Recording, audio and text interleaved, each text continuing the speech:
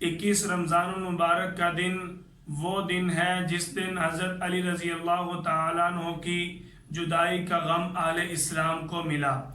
آپ رضی اللہ تعالیٰ عنہ کا نام علی بن ابی طالب، آپ رضی اللہ تعالیٰ عنہ کا لقب حیدر، آپ رضی اللہ تعالیٰ عنہ کی کنیت ابو الحسن اور ابو تراب ہے۔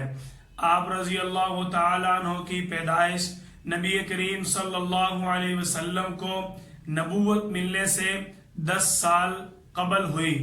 آپ رضی اللہ تعالیٰ عنہ کے ساتھ نبی کریم صلی اللہ علیہ وسلم نے 2 ہجری رمضان المبارک میں اپنی لاڈلی صاحبزادی حضرت فاطمہ الزہرا رضی اللہ تعالیٰ عنہ کا نکاح فرمایا۔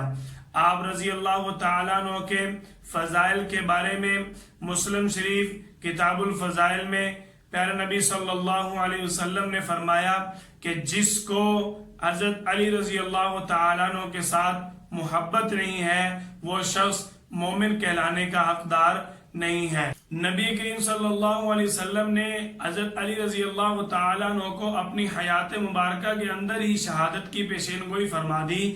مسلم شریف کتاب الفضائل کے اندر موجود ہے کہ آپ صلی اللہ علیہ وسلم اور سیدنا صدیق اکبر رضی اللہ تعالیٰ عنہ اور حضرت علی رضی اللہ تعالیٰ عنہ جو ہیں ایک چٹان پر کھڑے ہیں۔ چٹان اچانک ہلتی ہے، آپ صلی اللہ علیہ وسلم چٹان سے مخاطب ہو کر فرماتے ہیں اے چٹان تو کیوں ہلتی ہے جبکہ تیرے اوپر ایک نبی، ایک صدیق اور ایک شہید موجود ہے۔